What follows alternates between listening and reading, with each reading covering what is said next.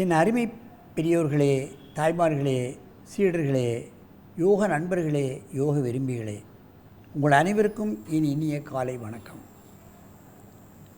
கலைஞர் தொலைக்காட்சி நிகழ்ச்சியில் நலமுடன் வாழ என்னும் பிரிவில் அதிகாலை வேளையில் முதல் நிகழ்ச்சியாக யோகாசனம் தரப்படுகிறது. ஓராண்டல்ல ஈராண்டல்ல 10 ஆண்டுகளுக்கு மேல் இந்த நிகழ்ச்சி நடைபெற்று கொண்டிருக்கின்றது. உலக மக்கள் எல்லோரும் பார்க்கிறார்கள். மொழி தெரிகிறதோ தெரியவில்லையோ, பார்த்து பழகி அவர்களுக்கு ஏற்பட்டிருக்கின்ற பல்வேறு பிரச்சனைகளை நீக்கிக் கொள்கிறார்கள் என்பதுதான் முக்கியம். பாரத பிரதமர் இன்றைக்கு யோகாசனத்தை பள்ளிகளில் கண்டிப்பாக கட்டாய பாடமாக்கியிருக்கிறார்கள். கல்லூரிகளில் செய்ய வேண்டும் என்று உத்தரவு போட்டிருக்கிறார்கள். யூனிவர்சிட்டி கிராண்ட் கமிஷன் மூலமாக ஏகப்பட்ட கிராண்ட்ஸ் இதை கற்பிக்கும் கல்லூரிகளுக்கும் யூனிவர்சிட்டிகளுக்கும் மானியமாக வழங்குவதற்கான ஏற்பாடுகளெல்லாம் அங்கே நடந்து கொண்டிருக்கின்றது. இன்றைக்கு நம்மை விட உலகமெல்லாம் இந்த கலை பரவி அவர்கள் கலையோ என்ற அளவுக்கு அங்கே வளர்த்து கொண்டிருக்கிறார்கள். அந்த நிலையில் இன்றைக்கு பாருங்கள், திருப்பூர் கொங்கு வேளாளர் மேல்நிலைப் பள்ளியிலிருந்து 2 மாணவர்கள் வந்திருக்கிறார்கள். தரணிதரன், கார்த்திகேயன். இந்த சின்ன குழந்தைகள் அற்புதமாக பழக்கியிருக்கிறார் அதனுடைய ஆசிரியர் சங்கர். அந்த பள்ளியில் அங்கே உள்ள அத்தனை மாணவர்களுக்கும் அங்கே உள்ள நிர்வாகம் இதை கட்டாயப்பாடமாக்கி எல்லா குழந்தைகளுக்கும் படித்து இதை கட்டாயப்பாடமாக்கி இருக்கிறார்கள். வயது 9 தான் ஆகிறது. அற்புதமான ஆசனம், அனாசாயமாக செய்கிறார்கள். இவர்கள் மாவட்ட அளவிலே நடக்கக்கூடிய பல்வேறு போட்டிகள், மாநில அளவிலே, அகில இந்திய அளவிலே இப்படி பல்வேறு போட்டிகளில் கலந்து கொண்டு பரிசுகளை வாங்கி அந்த பள்ளிக்கே நல்ல பெயர் வாங்கி கொடுத்து கொண்டிருக்கிறார்கள்.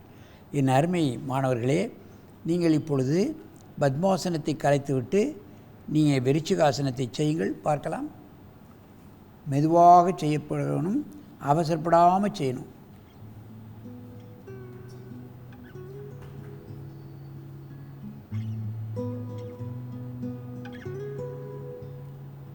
இவ்வளவு அற்புதமாக செய்கிறார்கள் பாருங்கள்.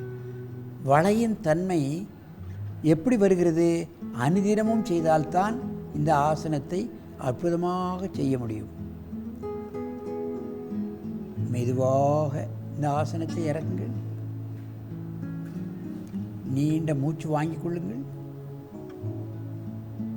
நன்றாக மூச்சை இழுக்க வேண்டும். மெதுவாக செய்தால் கீழே விழாமல் செய்யலாம். மீண்டும் ஒரு முறை இந்த ஆசனத்தை செய்யுங்கள். மெதுவாக செய்ய வேண்டும்.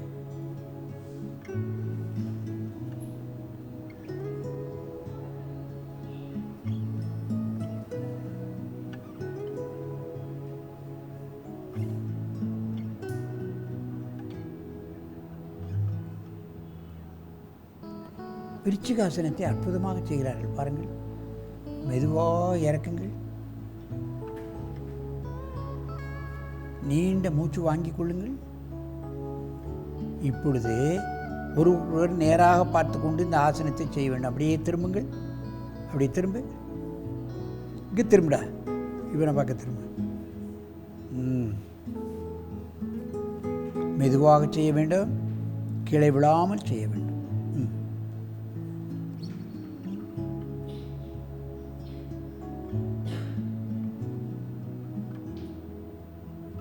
பக்கவாட்டில் செய்கிறார்கள், கவனியுங்கள். அவர்கள் முகத்தில் இந்த கடினமான ஆசனத்தை செய்யக்கூடிய ஒரு கடுப்பு தோற்றமே அவர்கள் முகத்தில் கிடையாது. மூச்சை பிடித்து கொண்டோ முகத்தை விகாரமாக வைத்து கொண்டோ செய்யவில்லை. மெதுவாக இந்த ஆசனத்தை இறக்குங்கள். நீண்ட மூச்சு வாங்கிக் கொள்ளுங்கள். உட்கார்ந்து இன்னும் ஒரு தடவை செய்யணும். அப்படியே இரு. ஏன் மாறுத? அப்படியே இரு, அப்படியே இரு. இன்னொரு தடவை செய்யணும். கொஞ்சம் ரெஸ்ட் எடுத்துட்டு செய். மீண்டும் ஒரு முறை செய்யுங்கள். சிரித்து கொண்டே செய்ய வேண்டும். உங்கள் முகத்தில் எந்த விகாரமும் தெரியக்கூடாது.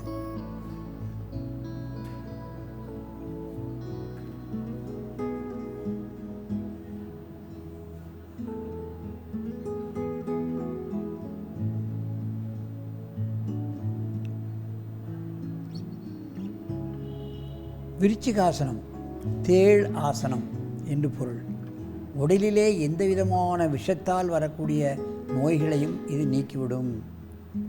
பல்வேறு விதமான விஷயங்கள் நம் உணவு மூலமாகவும் காற்றின் மூலமாகவும் தண்ணீர் மூலமாகவும் போதும் சேர்ந்து விடுகிறது. நேராக வந்து பத்மாசனத்தில் அமருங்கள். இன்றைக்கெல்லாம் எல்லாத்திலும் கலப்படம், உணவில் கலப்படம், காற்றில் கலப்படம், தண்ணீரில் மாசு. இப்படியாக இருக்கக்கூடிய சூழ்நிலையில் குழந்தைகளுக்கெல்லாம் நிறைய வியாதி வந்து விடுகிறது பார்க்கலாம்.